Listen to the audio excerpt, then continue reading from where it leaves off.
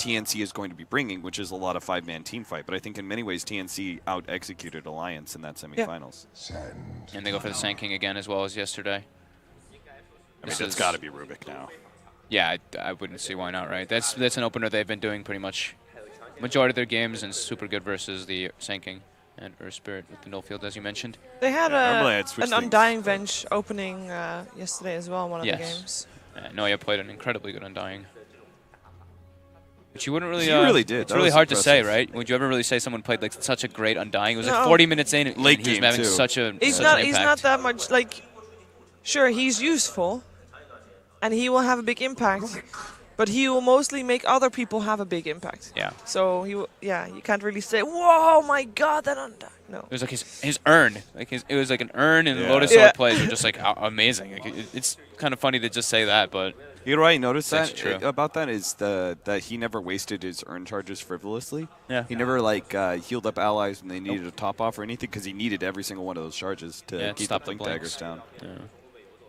Very, very well played. I think TnC, they got away without the Undying being picked up by Cloud9 in the 1-2, and I think that's kind of expected. So you definitely ban away in the 3-4. Yeah. You know, if Cloud9 wanted to pick up on the 1-2, they're going to get it. But you don't let them get it as a support in 3-4. Not with the lineup that TnC has, which is very in-your-face and magic damage heavy, which Undying is quite strong against. They're looking to be able to burst down heroes, and Soul Rip and the general sustain is quite strong. Shadow Demon ban. I mean, as far as cores go for TnC, we saw Earth Spirit up for Tim's yesterday, and he basically makes... Or it feels like he can make any core work purely because he's going to create the space for them. We saw Slark and Dragon Knight. Yeah, we saw Slark, Dragon Knight, Weaver. But, Any of those likely to pop up here in this draft? Slark's or is this draft too open to tell? It's still very open. Slark's very good versus Rubik in all stages of the game. It's probably one of the best heroes. I mean, Rubik's life is miserable versus a Slark. You just die in the combo from the Shadow Blade every single time.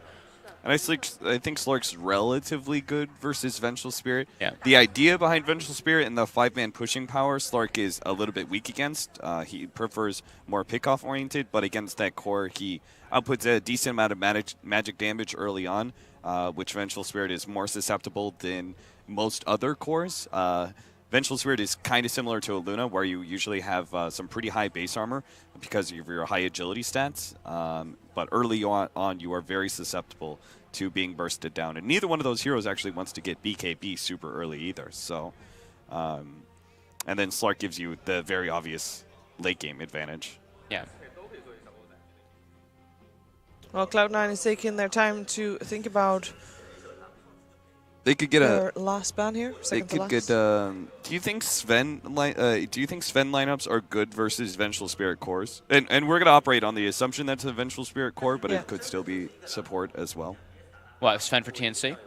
Yeah. Do you think like I'm just more curious about like the nature of this guy gives you Warcry, which is really good versus the heavy physical damage that usually comes out from VS lineups.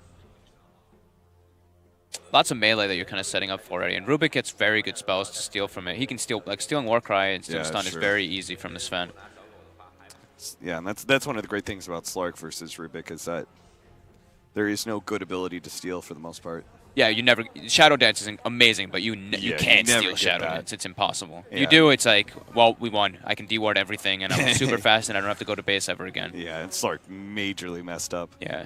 With the Shadow Demon and the Crystal Maiden ban from Cloud9, is there anything that tells about what they might want to do?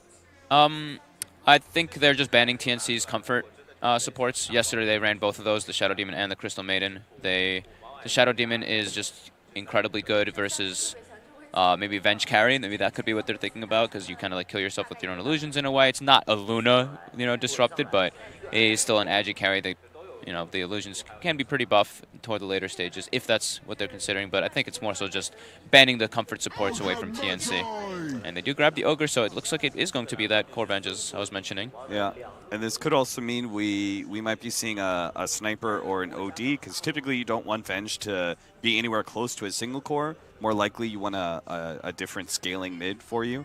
Okay. And both those heroes, Cloud9 can actually just wait to the last pick because there's only going to be one ban from TnC. And Baby Knight loves Sniper and Viper. And Yeah, they do have a serious risk, though, because Earth Spirit and Sand King are pretty good gap closers. yeah. I think TnC... Weaver is okay here. If he actually gets the Lincolns, they've got a lot of single target abilities, but I think many of them are weak enough. Like Rubik's the one problem because he can Fate Bolt Telekinesis. And those are near instant. So, and then he can also steal Shikuchi.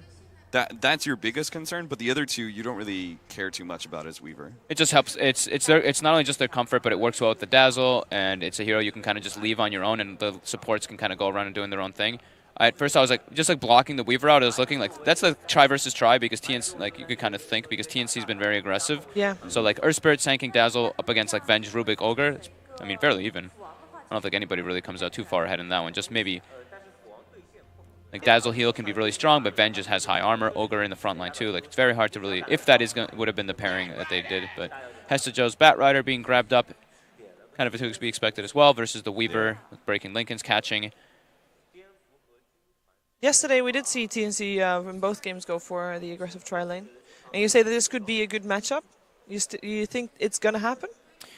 I think both teams have incredibly good tri lanes. The one thing is they have the Dazzle, which gives you like incredible sustain, and they're on the dire side, so you have the Shrine usage if you do go for something like that, which does make your life a lot easier. Yeah. I think it's more valuable for TnC because they have the roaming aspect, because they could do Dazzle Sand King as just kind of a dual lane. Yeah. And then the hard part is like static tri lanes, you have to constantly be vigilant because you need to be pulling and stuff and being a farm efficient because you're sitting there as a tri lane, but you also need to make sure that you're positioning wise, you never get too out of position because you never know when all of a sudden that dual lane you're facing turns into a tri lane because Earth Spirit rotates in. So yeah. I think TnC will naturally have a slight advantage just due to that. And the fact that if they do go for something like that, then the Weaver is paired up in like a 1v1 versus Bat Rider, which is fine for the Weaver. I mean, Weaver kind of wins that matchup versus Bat in a pretty good fashion. Yeah, all because of the Swarm. Yeah, Swarm is such a good ridiculous ability. Bat Rider can do fine if he has a Sentry, but Weaver overall does win that matchup. But Hesta Joe is, we've said it multiple times, that's probably one of his best heroes in the game. And yeah, TnC, we do see them ban out the OD. High base armor hero with this massive pure damage and save, and right away C9 goes to the Ember Spirit since they're going for like a they wanted to get like a dual core type thing, but I'm trying to think why, because they have they have two different heroes that are incredibly good at disabling an Ember Spirit, the Earth Spirit and the Sand King throughout most of the stages. Ember's also very low armor versus Weaver and Dazzle. Yep. So if he gets weaved up with some bugs, he can actually drop quite quickly. And he doesn't know what his mid matchup is either. If TnC gets some sort of oppressive mid laner or another controlling hero, Ember Spirit is going to be hard pressed to be able to actually carry this game. And combined with the fact that Ember Spirit doesn't scale as well as it used to, just because of the more aggressive item builds that we see with the magic damage focus. So just the heroes from yesterday the TnC played, at least the DK and the Jug. Yeah. They're pretty decent. Yeah. Good matchups. The DK is probably not the best matchup versus the Ember Spirit, but Juggernaut is pretty damn solid versus Ember. I think we saw it at ESL, people were doing the Ursa mid, but it was banned out here, so that's why they got rid of it, so they could grab the Ember safely. Invoker is okay here for TnC. It's a little slow. But I agree with the... I kind of like DK here, even though he may not win his He may not win his lane, but that's not that point of them, so they go for the Jug. It's kind of to be expected. It's very good versus the Ember Spirit lane. It gives them a dual core, and it's a run-at-you lineup. This is pretty much identical, almost identical to what they had yesterday, which they convincingly dominated alliance with. So then the question is, who is going to take this first game, you think? Which draft do you favor? This game is actually... there's game one, always important. It's a best of the blah, blah, blah. But I feel like this game one is more important than most others because we didn't have any curveballs, right? Yeah. We were able to call almost a whole entire draft. Yeah. So if we can do that, us dumbasses, then those teams can obviously do it, right? So Yes. this game is going to establish which team in their comfort zone is actually Having the the strongest- superior team, right? yeah. In which case, the other team's going to be forced to reach around a little bit and try and change things up. I think lane matchups are going to dictate a lot in this one. So I think if Okay. whichever team gets the lanes that they want with the tri-lanes is going to be really important. But I don't know. I think it's a fairly even draft versus draft, in my opinion. Okay, let's find out what our commentators have to say about this first game of the Grand Finals. It is over to Odie Pixel and Merlini. Thank you very much, Shiva. Indeed, we're getting ready. This first game of the best of 3, Cloud9 versus TnC. Drafts are done, Ben. As the panel said, pretty much everyone in their element in terms of the heroes that they've got their hands on. And I'm looking at one that I know you'll have a bit of a smile about. They let Tims have his Earth Spirit, Ben. And we were saying yesterday, you got to be careful about doing that because this man had a great showing in the semifinals, didn't he? They have a lot of early game heroes to deal with the Earth Spirit. I don't know if they can match the aggression that he puts out, though. It's going to be a crazy game, I think, because both teams got exactly what they wanted. They really did. It's literally everyone on either their best hero or second, third. But, I mean, obviously, kind of that put aside, would you say that there is a certain draft that you like more if you just kind of put aside the individual player skill on each hero? I would say it's very even. Yeah. I don't favor one draft over the other. Oh, Coin flip, I would say. Coin flip. Coin We flip. have it. We should have a very close game indeed as we get ourselves stuck into Cloud9 versus TnC. A lot of money on the line. Top spot, $800,000.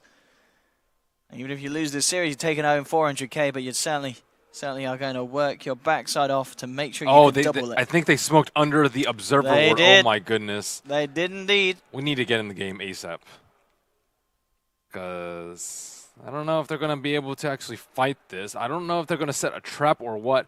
Raven in front could be the prime smoke popper. But they know they're either going to approach from the northwest or the northeast. And I'm surprised that they're not actually like baiting out the Juggernaut or the They are. Weaver. Let's see, because as you said, TnC know that this is coming because of the ward that they had. Cuckoo is leading the way into this one. C9 incredibly grouped up, and straight away Cuckoo kicking it off. There's Tims rolling across. They've got Rise down low first. He's going to be the first to fall. TnC get first blood, but Ben, I don't think they're done yet. They're looking for more. Neuer and Ace falling low. Can they actually get themselves out of it? Raven chases down Neuer with the Shikuchi. There'll be a magic missile to hold back Sam H, but they'll continue to chase down Ace. Tims and Raven are focusing onto the Ogre, and it looks like they will let Ace escape, but they should find the second kill, as indeed they will. TnC with a fantastic start to the game, and it's all down to that ward, Ben.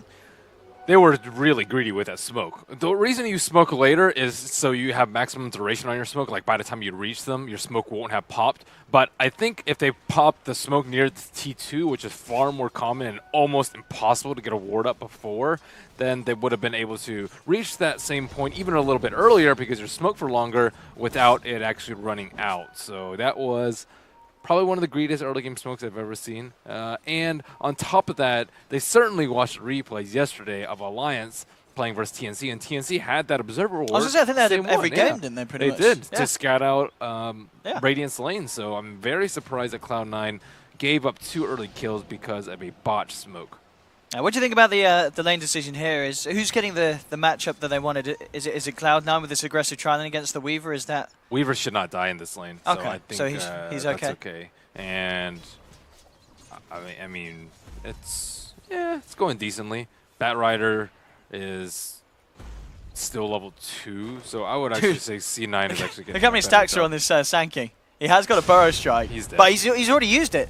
The damage, yeah. Can he actually TP out in time? Wow. Oh my goodness, Ben. That was crazy. And he actually baited out the Firefly, too. That was a very nice play from the Sinking. I thought he was dead for Calculated. sure. That was so many napalm stacks. 7 stacks. Yep. Oh, Hasajo does actually get the creep pull, too, on that bottom lane. So making very good use of that first Firefly. However, Sam H and Tims, they might be looking to go on the Batrider, especially because Firefly is down for 10 more seconds. However, Hasajo does have a lot of movement speed with the early windlays and the boots of speed. He's crazy fast. I'll see if TnC can get this one on track. They'll go in with the roll, but of course still level 1 on the Earth. But it's not going to be any further lockdown, but with the heal bomb, they're bringing it down low. Firefly will come back off cooldown. He heads over the tree line. He's tangoing up. He's got a salve ready to go as well after they've finished their assault. And Hester Joe survives there, Ben. That is... TnC tried their best to try and get him in between the Firefly timing. I don't even know if they would have killed him. Mid lane Ben, Baby Knight, he's going for the bait, but he actually ends up dying. I mean, Neuer at the least will pick up, bam! A revenge kill. Got that quick buy. He bought his bottle and his boots. Or sorry, his bottle and his TV scrolls right before. So that is the play. Absolutely, getting that solo kill. Big stuff for the Jug. Getting those levels ahead to the point as well where, you know, if Cuckoo can get his 6 online before Baby Knight gets his, he could certainly have a potential for a solo kill with the Omni Slash. He just tanks so many creeps. Oh my god. Oh yeah, Neuer's just going to get blown up by this. Tim's comes in. Baby Knight seeing if he can finish off Cuckoo. He's got another chains. The damage isn't quite there, and Baby Knight in a lot of trouble. Tim's hasn't got the spell for another couple of seconds, and with Rise turning up to the lane, TnC will back off. Now they do. They certainly could come back in if they see the opportunity to do so. Level 3 now on Tim's. And 4 for 1 at the moment. TnC just making superior rotations. Tim's, as I say that, does with the combo.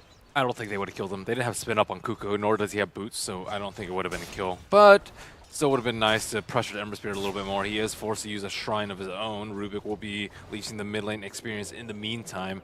And Ember's low armor is pretty evident in a situation like this. He has a poor man's shield for 6 extra agility, but he still only has 2 armor right now. 2.8 to be fair, but it's still very, very low, and it's very difficult to exchange a right click with a Juggernaut who has 20% crit at level 1 with that value Blade Dance. Looking at this top lane though, Ben, I mean, Raven obviously not dying in this lane, but CS-wise, Ace is hitting a fair few more creeps than the Weaver. He's 23 for 12 up against the 11 for 2 so far. We'll see if they can get a lot done at the moment. Bottom lane's been totally freed up for Sam H, as Hester Cho did head back to base. CS for Sam H as well, 19 for 1. Hester Joe, 7 for 2. Ben's just getting a ton. Ben's just, yeah, top of CS. Weaver, I think, is one of the heroes that can be sacked, but yeah, like as you talked about the early CS, like Weaver's actually doing quite fine. But I think this is one of the benefits of Weaver. He is actually one of the best heroes, I think, to be sacked. Lifestealer, Weaver, Juggernaut. These heroes have like very good escape mechanisms at level 1, so they're okay in a 3-on-1 situation. As long as you get experience, you're fine, and you can actually do a lot of damage without any spells. Maybe Lifestealer not so much as the other two, but you still are able to do so. And I think that's why they're highly regarded in terms of first and second pick material. Middle lane, again, Baby Knight starting to play around with Cuckoo. Ooh, they saw that ward. Rise around. That ward expired on the dire side, and Rise probably like, oh crap, they saw me place it. Tim's at the moment sitting up top as well with Raven. Offering that little bit of extra protection just in case C9 get in too close for comfort. And Rise has headed up towards the top lane as well, so they want to make something happen. They'll actually get the setup onto Tim's. Rise with the wraparound. They should have the perfect chain stun if required. It's not. They can hold on as he's already dead. The Earth Spirit's time to shine is almost over in terms of the early phase roaming. They have 3 heroes on the top lane. One of them is the very tanky Ogre who's out in front just waiting for him to even think about rolling in. And then the mid lane is the Ember Spirit who's almost level 6. And bottom lane's Bat Rider who is already level 6. So like, none of these lanes are extremely easy for the Earth Spirit to kill. And he's suffering a little bit in terms of levels, 3.5. I would like to see him pick up a little bit more experience so he can have that magnetized up before a large team fight brawl erupts. Out top trying to go for Raven. They will clip him with the dust. Ryo's there behind him as well, so they can't actually get the combo. Bottom lane, Raven immediately TPs down.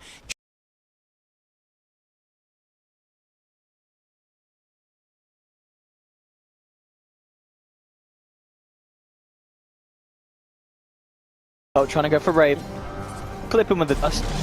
Ryo's there behind him as well, so they can't actually get the combo. At bottom lane, Raven immediately TPs down, joins forces with Tim's. Gonna look to see if they can catch out Hester Joe. Sandwich is there with a wraparound. Hester Joe, the half-rented players way out of this one. The setup's there, follow through. Hester Joe caught out by a nice rotation from Raven, realizing the danger up top and moving with his team to get a kill down on the bottom lane. Yeah, that's definitely the most vulnerable of the 3.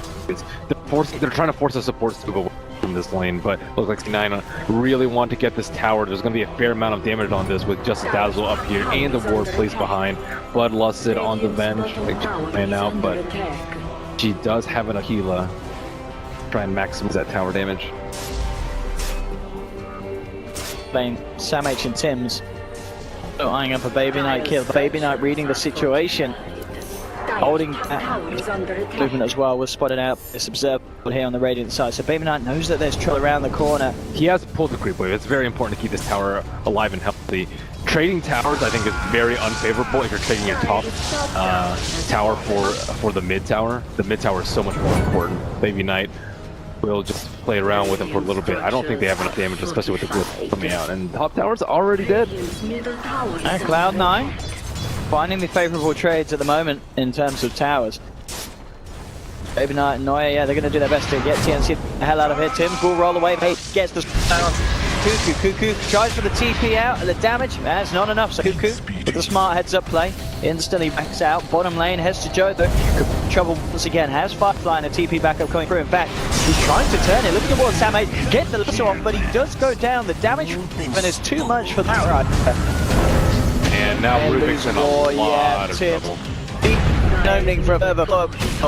Allows TnC to pick up yet another. He did not need to go back in there. He was maybe he's like estimating the damage for the Weaver, but this is a Weaver even without a Blightstone. No, I don't think he should have been surprised by the Geminate attack coming up. It is only a level 1 Geminate attack, so that 7-second cooldown at work for that. But I don't know, maybe he thought that there was more than one TP in when Rubik came in, but that was use, so not the biggest cooldown this early in the game, but more importantly losing 2 heroes and significant tower damage perhaps on that tower. But Weavers are actually pretty ditched. Trying to get that Linken's up ASAP. It's a casual band of elves again. You don't see that very often. See it sometimes after boots if you're trying to go for treads. You'll see it sometimes if you're trying to go for a lance, but you can't back in time to get your Ogre Club. But just by itself, it's very, very rare because Wraith Band is generally just much better value. Goo does have heal, bottle, healing word, spin. He seems pretty safe there. C9 can get it. His tower taken down in the bottom lane. As we saw Raven TPing away. Raven has just consistently been finding the lanes to farm in. 9.5 minutes in. If you have a look at the network, Swapping up the Sanctum though. They know that the Sanctum is even more important than Weaver Linken's because they needed to fight this C9 or push. They're making very good use of the Vengeful Spirit and her Vengeance Aura. once again, he'll look down onto Esther Joe, but he may be off more than he could chew because Cloud9's there in full force. They'll take the Earth and get anything else out of this one. Joe, actually, and focus on Cuckoo in the middle, trying to fight back the play, bringing Ace down incredibly low. Ace can survive. Raven's trying to get in position to finish him off with the heal bomb. TnC find it. That's Ace down. Get that as well. But he can't. Yes. Pick up yet another kill, and with Tim's hitting Boulder Smash onto Noya, they'll make it a third. TnC holding that bottom lane perfectly. They did lose the tier, but they claimed lives of Cloud9 for it. That's really tough from Hessidora, and he was looking to flank from the right side or behind the tower as C9 were pushing, but all they needed to do, I think, was just right-click tower down because TnC weren't in a great position to defend. The Sand King he didn't have the time. They're fighting like close to the shrine. You don't actually want to go in that deep close to the T2, and they had a fight behind the tower. Ember Spirit in a lot of trouble. I go for Raven there, and yeah, Raven immediately timed that back, maybe seeing if they could cut him off here. Maybe not nearly getting the kill onto Ryo, but he was able to TP back to base. The C9 do start the push. They required full 5-man TP through, and they did find a kill for it. Blink is just being incredibly late. I don't even know if he goes for Blink at this point. He drums into Blink because they do have the eventual swap for initiation as well as Ember Spirit, but their game after that fight in particular, they've been set back so much after that. You normally just, okay, we take the one, okay, great, we have some gold. Bat Rider can do jungle or whatever, and we'll take the mid T1, and we're in a pretty good spot. We can get a lot of kills with Ember Spirit, we can get a lot of kills with Bat Rider, but because both of those heroes died in a fight and died pretty early on, then that means that TnC is going to have the Blink Dagger on the Sand King, which is prime fight item in this particular Earth Spirit has carried this team into the mid game. This is even before Magnetite. So they are not winning fights at handily. I did see Vengeful Spirit have a Helmet Dominator pick. Did you manage to scout out if you had won that fight? I don't think he had picked one up yet. Hey. I don't think he picked one up. I think He did. I did have Helm because he only just spent money on getting the treads. it's really important to have that creep because Frost Armor, I think, is incredibly valuable versus a hero like a Weaver and the dazzle damage. While they're trying to make use of the blink right now, Sam H does not have vision over here.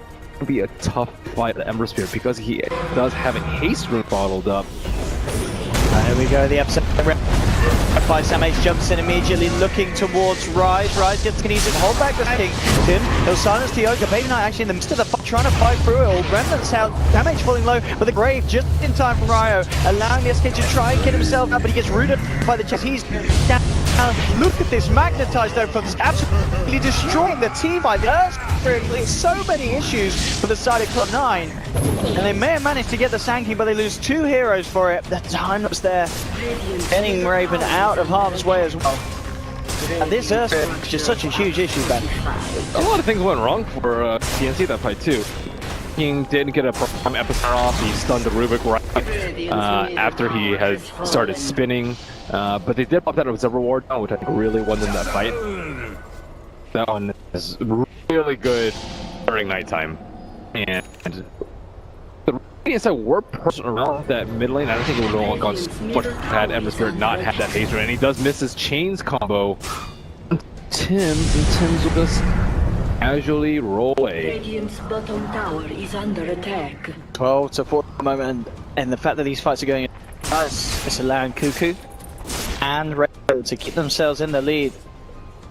And these were 2 core players that we saw yesterday, Ben, have just such a solid performance. And already in this game, it's sketching out to be the same. 1-5, 5-0-5. I'm pretty sure in the series yesterday that 2 of them only died like maybe twice in combination together over the full series.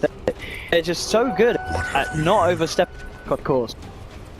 Better to the Ember. They're still working on that veil. There's a spin. Just have to back up a battle, and doesn't get there in time. Cuckoo follow Ryo, just in the nick of time, saving Cuckoo. As they're trying to jump in for it, immediately has to Joe. Bowser surrounded by them, but with a silence, trust load anything annoying Baby Knight could do. It looks like it's not going to be enough though, because Stun's Knight get themselves 1 kill. They do from the fight with Brave Fury. In they go immediately. The epicenter bringing them out. Tim's, can he survive? No, the rest. Knight jumps across, finishes them off, and it looks like it. Cloud9 are finding the kills that they need. See, do anything in terms of turning it. Doesn't look like they can. Baby Knight is doing too much damage in the fight. The arcane runes certainly helping out for that engagement. Yeah, these runes on the Ember Spirit have propelled them from being like very underfarmed into a very potent team factor. Juggernaut was so low at during the entirety of that fight, let's say. Now, he does have the max healing board, but he wasn't able to get topped off just because of Batrider's aggressive play. I really love the play from Hesajo right there. He like blinked in with like half HP and forced the entire team to go on him, which allowed the Vengeful Spirit to just constantly right-click the entire time during the fight, and also allowed Ember Spirit to assault the back lines and finish off those weak heroes. There is a lack of levels on the Sand King. He's only level 8 right now. I think if he had a level 2 epicenter, it would have been much more devastating fight for them. They did hit like the Magnetized and the epicenter, but I think it was mainly on Ogre and the Batrider, and they were pretty tanky. Sticks on both. All Tims. Just called out. No escape. Yeah, Spirit C9. Pull together some cleaner plays. Not worth a smoke though, sadly for Cloud9. There's no T1 for them to sweep. Maybe you can get some damage on T2, but it's slow. Earth Spirit's going to be up, and they'll have Magnetize up. And other thing for that fight is Juggernaut also did not use his Omni Slash for that fight. Because he has a Hellbear Smasher that's just farming at the mid lane. Swiftness are pretty decent. Save for him. Well, I think Frost Armor for both of these seems good, or that for Wolf. C9 going for the tower. It will be fortifying. Look at this from TnC. Immediately heading over. Raven is pushing out the bottom. He does have a TP available. TnC, who are they going to get the jump on there? It's going to be immediately onto Hestacho. Hestacho is taken down by the Omni Slash. That's one out for C9. Neuer tries to TP himself away. Is he going to make it? No, he's not. TnC get a second. Lose the tower. It did cost 2 lives at Cloud9. Not best positioning by Hestacho. He got greedy. He's like, I think we're defending the tower, so he tried to neutrals up with fire, which is pretty typical after you've taken down the tower. But he had no idea where they were. They smoked up, and I don't know, smoking for that kill, I think it's definitely worth it because they get a Batrider and an over, and they probably would have lost the tower anyways because of the smoke coming out from Cloud9 earlier. They did have to commit Omni Slash for that, however.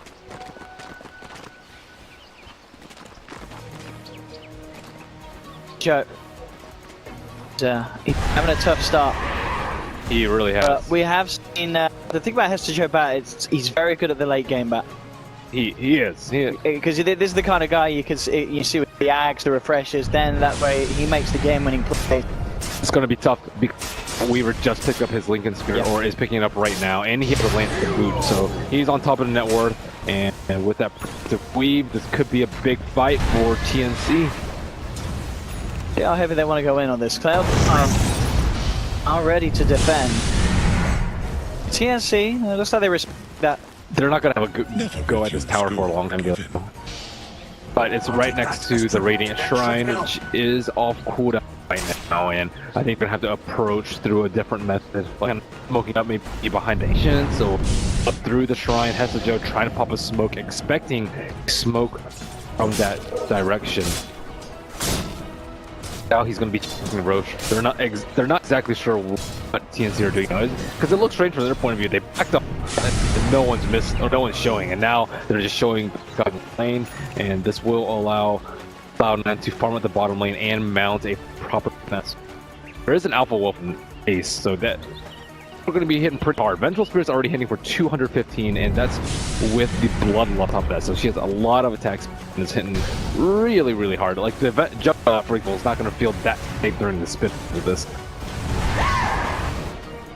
I took from Babe in terms of queuing up his items, going for the Radiance. I believe when he played the Emma the other day, he went Veil into Maelstrom. Is there a reason why he's rather preferring to look towards the Radiance? I think Radiance is better for this a little bit slower type of game. There haven't been that many team fights recently, and TnC have been grouping up as 5 a lot. And when there's like a bigger lull, I think the saving for the Radiance is nice. For the Maelstrom, when there's like a lot of fighting, or good cleat targets, or there's a lot of summons, like Bo, for example, is pretty good against anyone with some Brood Mother, for example. It's like extremely good again, but Radiance I think scales a lot better in the late game. Also better if have a lot of physical damage dealers because of the mischance onto the Juggernaut and the Weaver are pretty invaluable when it comes. Not getting a nice opening there, able to sneak erosion, smoke into the pit, and see not aware of it at all, and slightly forcing play because they have very good fire around the pit. If they caught wind earlier, it could have been a bit messy for Cloud9, but they see the opening, they get away with it. But particularly good at taking down the Roshan. Yeah. In this position, despite TnC being slightly further ahead in terms of net worth, I'd much prefer C9's position. Very close. I mean, actually, look, because of that last bit of progression, the lead that TnC had is slipping away. The Ember's I think is a problem. He died a couple times early on, but because of those 2 runes and those 2 fights that he played quite masterfully, he is going to be a really big threat. And I also don't think they have like best lockdown because of that's really good. And on top of that, he has no field, flame guard, a little bit of armor. Even if they do catch him out, I don't think they can kill him. Especially with that. See how fast Ace is attacking? That is ridiculous. 248. He doesn't have that many items. This is one of the. He's just got Tread Saki the Dragon. Yeah, it's not the flashiest of items. It isn't, but he just hits incredibly hard, and this 3 is getting chucked away. What is TnC's response? Like, it's an Aegis push coming in heavy from Cloud9. TnC kick it off. Well, they try for a smash. It isn't going to clip.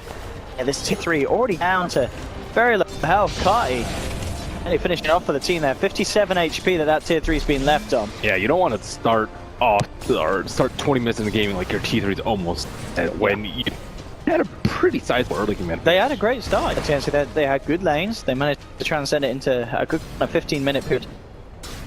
But ever since, yeah, you know, Cloud9, they got a good pick up on top. You see, no shit down. And the momentum certainly is. It really feels like it's all behind Cloud9's win. 25 attacks talent, pretty nice. Talents are actually quite nice for core bench. And then the ace stats later, 50 damage is a ton, and then the vengeance aura is actually incredible. Later on, I built the stat items. So, yeah, one of the strengths of core bench can do a lot without that AI, and people are unlikely to fuck because minus vengeance aura is just very annoying to deal with as a right carry like Juggernaut. Radiant's middle tower is under C9. attack. Playing the last tier 2 of TnC and fully open the base for a Radiant's middle tower is TnC. under They're able to hold this. Immediate smoke up from the side. Dire's bottom See if tower they is jump in under Raven. attack. Again, he's still up top. Does have a TP available to join the fight. TnC potentially getting a really nice wraparound. They come in. There is a ward. They're trouble down themselves. Both the big need. Who's going to get the fight? They're leading in with the Burrow. There's silence onto 2. From Tim, has to knock down onto Kuku, but it doesn't matter. I've already lost one here, Cloud9. Slash jump through it. There's lots of creeps around, but a quick boulder smash onto 3. The follow through Burrow strike and epicenter from Sam to Cloud9. They're all dead. Ace will come back for a second round, but he'll be surrounded, brought down as well. And again, I gotta say, Ben, Tim's setting up with that multi-man boulder smash, allowing Sam H to have the angle for the combo. Their team fight was absolutely perfect. He also had the silence on 2 of the big heroes in the fight, the Vengeful Spirit and the Ember Spirit. They got silence. Immediately silenced. Immediately silenced at the very start. Ember does not like to be silenced, especially a longer one. Forcing can silence with Geomagnetic Grip on their Spirit, and we took out the Rubik at the start of the fight, and they just got obliterated by their... I mean, everything just seemed to be perfect. They had the fact that Raven was at the final touches as well, picking up the Ultra. That's fantastic for this core. I can't believe that Morris does that with the Blink Dagger. Like, so the Earth Spirit's a C pick dagger perfectly. It looks like he's gonna die here. Oh, they even made a triple Spirit, okay. Yeah, a lot of hate for Tim. Yeah. Understandable, really. You ruined our last team fight. You shall die. Poor old Tim. But as you said, you're very impressed to do it, as you mentioned, just that mobility as of yet. And go for the ult first, I guess. Just what really nice in terms of being able to have the mana to kind of play around more in the fights and such. It's not for the... It's more the... To kill the Ember Spirit. Oh, okay, for the cap. Yeah, with the lift, with the Yules, you dispel the Sling Guard, and then when he falls down, you can pass a boulder through him, and he comes down. Or you can pull a boulder back with Geomagnetic Grip, and he can't get rem out of that because of the Yule. So I really pick up from him. Ooh. Just hunting. If they can get Baby Knight now, it would be very painfully so close to... I don't think he can die in a... Burrow striking an Omni. I think you need a epicenter trip so I can not need to kill him. Baby Knight is nearly past that hurdle though. He has a lot of... It's pretty much in the rally. Yes, they have Raven pressuring up onto tier 1. They will claim that down for the overall network. They get up and down, up and down. Understandable that last fight that we saw on the bottom lane, swinging it back in TnC's favour. But as we've seen already this game, every chance really for Cloud9 to bring it back. Rolling from Tim, looking to set up onto A. Back up is coming in as they're TPing to the shrine. Raven looking towards fire. That'll be the first T. Ace in trouble as well as Kuku chases down. Got the Burrow strike. Ace. He's going to be himself alive. Riggs just dancing around the park. Takes down another Samus. Doing a huge amount with the epicenter, but Kuku Baby will punish Tank's players. Rest of his team are all dead. Once again, this area just seems a bit of a no-go for Cloud9 because they keep coming over. A couple of TPs into the shrine and they get pinned in each and every time. They pushed a little bit too early. Ember Spirit He was at 900 before that fight, now at 1000. If he had that radiance before, I think it would have made a fair amount of difference for that fight. King didn't play that fight particularly well. He tried to go for the epicenter on the Flame Guard Ember Spirit, who casually just walked away, turned around, looted him, and killed him with the Searing Chains. They also did have the gem on Baby Knight too, so imagine if he had actually died in that fight. Absolutely. That's radiant. That's just the radiance from Diffusal on top of the map now finished for Cuckoo as well, so his damage output about to shoot up as well. Diffusal's really good for Bloodlust. You're preventing a lot of damage coming out from the Vengeful Spirit with a Diffuse Blade, so it's a fantastic item here. Purge the Flame Guard on the Ember Spirit, also very, very useful.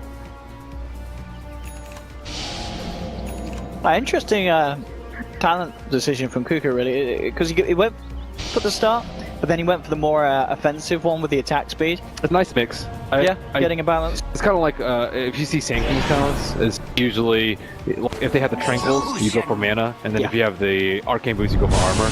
But it's generally nice to have a very nice mix. Kind of like having a lot of HP. You don't want to have a lot of HP without having a lot of armor. You don't want to have a lot of armor without having a lot of HP. It's kind of like if you're dead, you're not going to do any damage.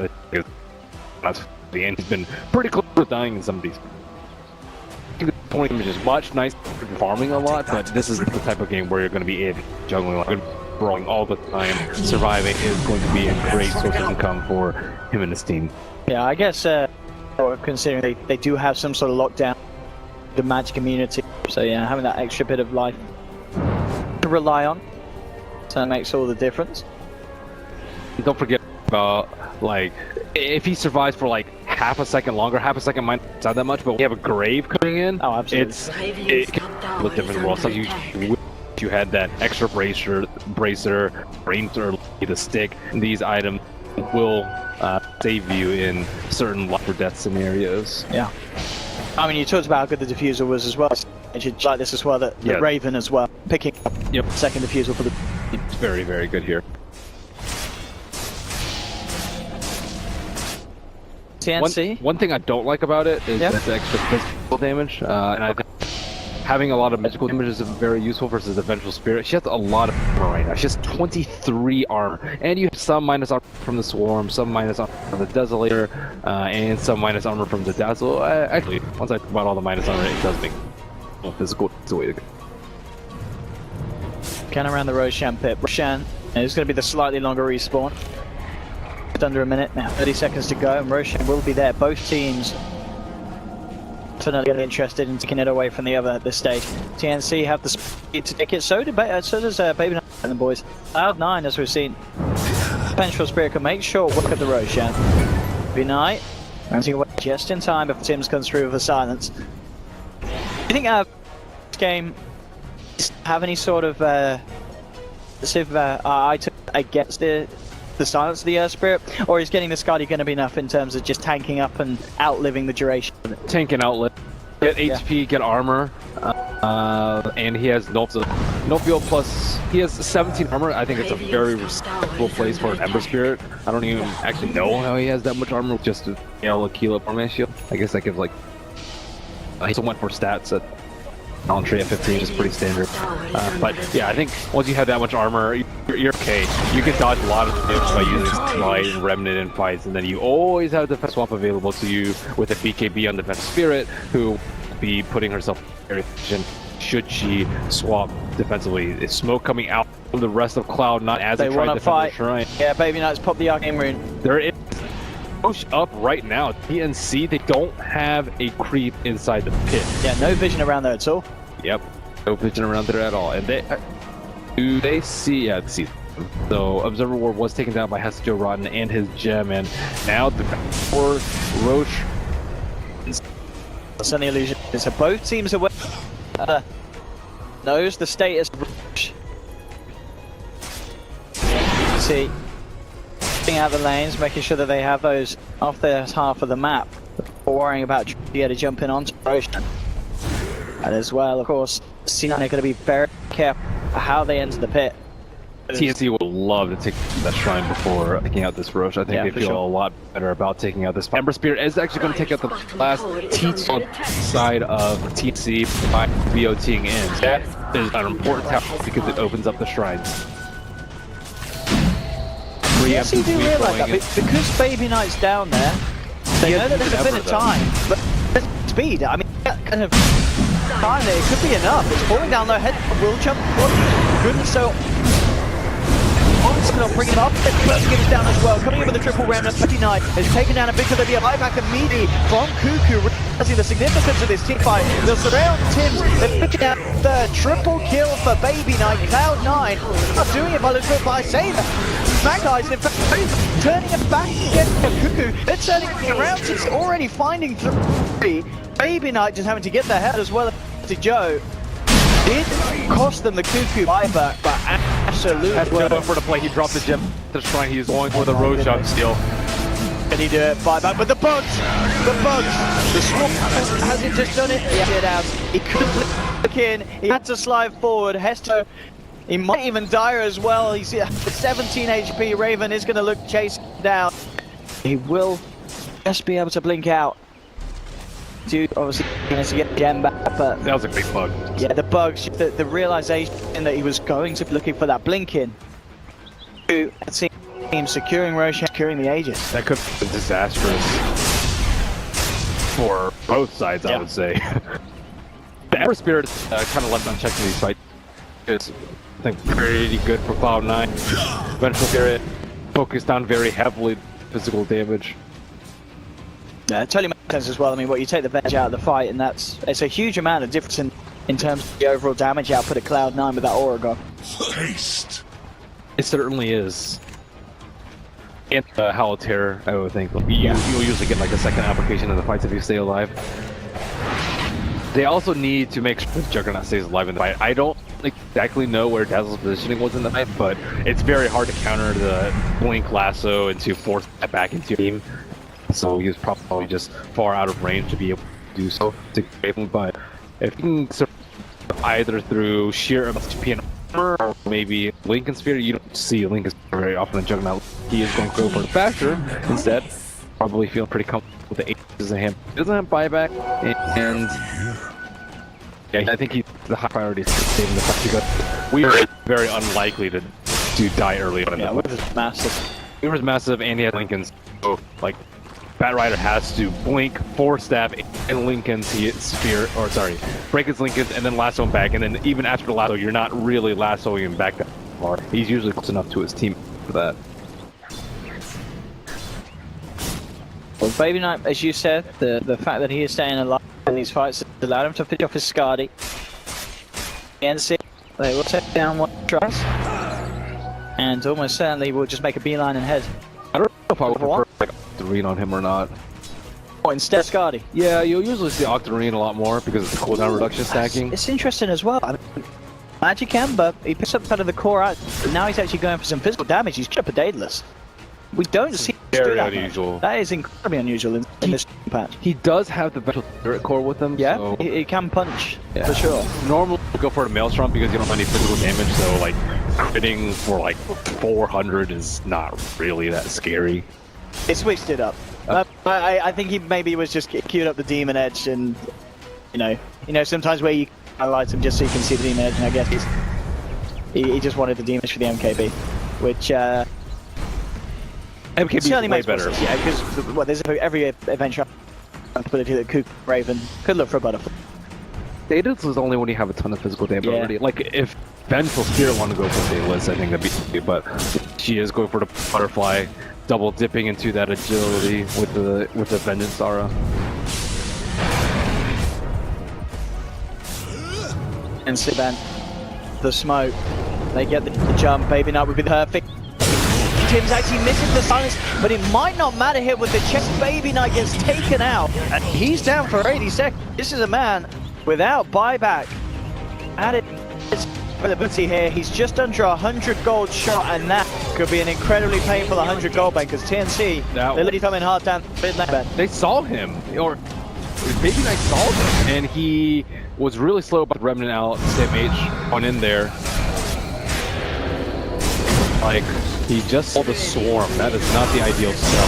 With the swap, can they fit him off? They have to let that's it, but he get right there with a very early grave, but it doesn't matter though because Raven's A-OK. Epicenter is cast by Sam H. Can't quite enough for the damage to be done. I mean, at the least, Cloud9 are taking his attentions away from the Rack, but it's his life that's being taken in cost. As Ace is out, he does have a buyback. TnC now getting back towards the mid lane of Rack. Should be able to finish it off it. Get themselves to the lane. Yep, 2 big cores. Vengeful Spear could potentially buy back. Oh, that 2-man burst into the boulder smash. 2 more casualties on Cloud9. TnC, I mean, it is this tanking Earth Spirit opening. You can see why they go for those heroes at the first picks, man. They are good with this combination. I can't believe the game is turning around that quickly, all due to just one pickoff. And Baby Knight's going to be kicking himself.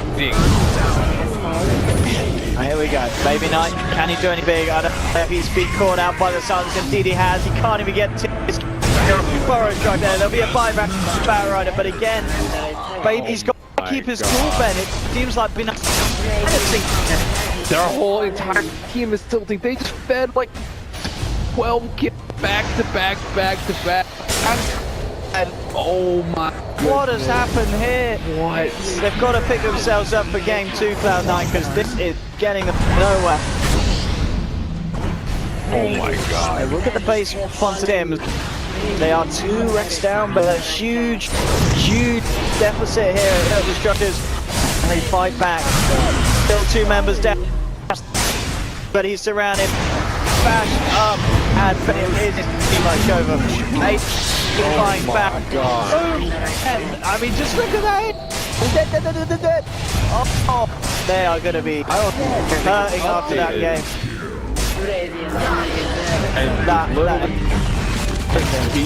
Because of that ending, and we can see Oak has quickly disconnected from the game. Simoya probably a little bit upset at his team. For sure. I mean, that game just slipped through their fingers so fast, Ben, at the end. In a normal team,